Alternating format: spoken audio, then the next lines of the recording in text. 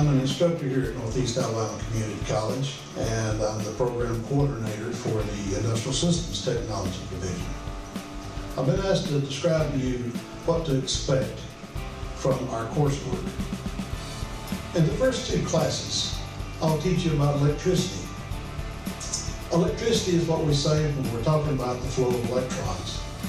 I will teach you, beginning at the atomic level, how we cause an atom to release a valence electron, and how we manipulate that free electron to perform work in the form of current. The electrical classes all have one thing in common. That is controlling the flow of electrons. This is accomplished by what some people would call a switch. Switches or switching devices come in many different forms. We teach you how to control the flow of electrons using these devices. Now, in more simplified terms, we teach you a really cool way to turn stuff on and off without having to do so by hand. This is accomplished by using a device called a PLC, or a programmable logic controller. You will learn how to program and troubleshoot this device, as well as many other devices, and learn their functions as well. But here's the important part. Sometimes machinery develops a problem. When that happens, a technician must troubleshoot, locate, and repair the problem. These technicians must all have a basic fundamental skill set, a skill set you can learn from our classes. It doesn't matter what a company makes. There's a whole bunch of technicians keeping the wheels of the industry turning. If you enroll in one of my degree plans, you will learn the fundamental skill set you need to become one of these technicians. This will help you begin a career that not only pays well, but is in high demand. Think about this. The average production worker makes anywhere between $18,000 and $25,000 a year. The approximate pay range for a trained technician can be anywhere from $45,000 to $90,000 a year. Of course, this depends on the company you work for and your experience level. We'll help you get a foot in the door. Thank you.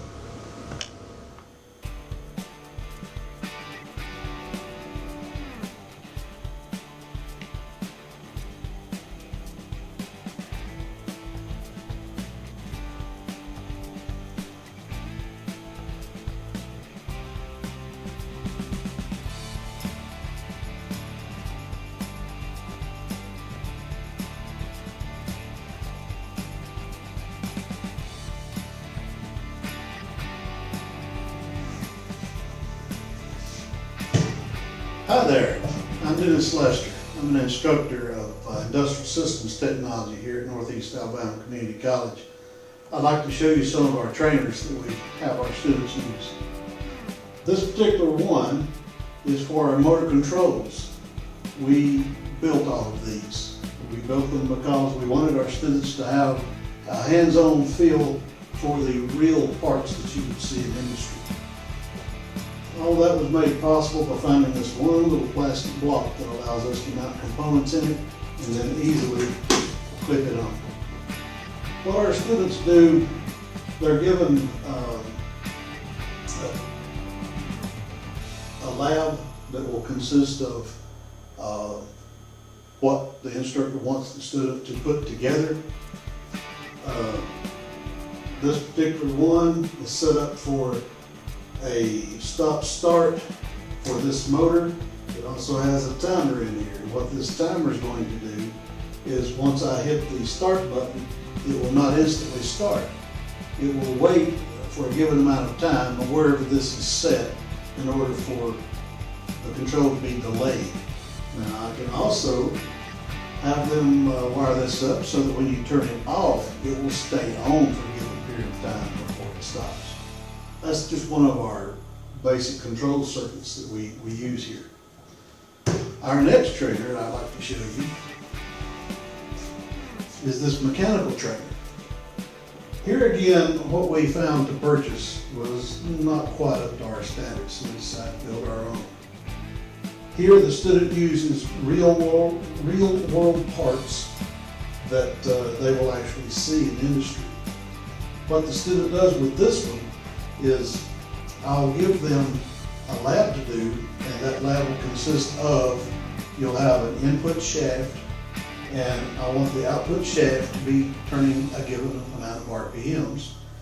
And I want it to be connected either through a spur gear or a V-belt pulley or a timing belt pulley, or I might want to change in direction and use a bevel gear. But the student has to select, that's their tool drawer, all of the different components and make this thing happen.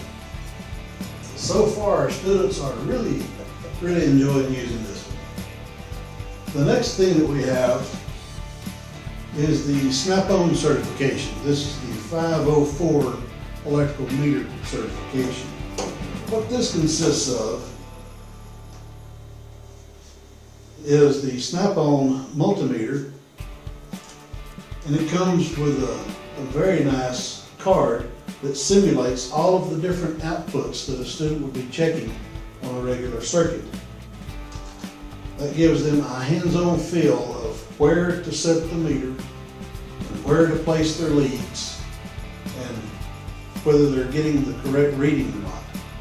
Now, upon completion of this, the student gets an industry certification. It's recognized by industry on the use of multimeters through Snap-on.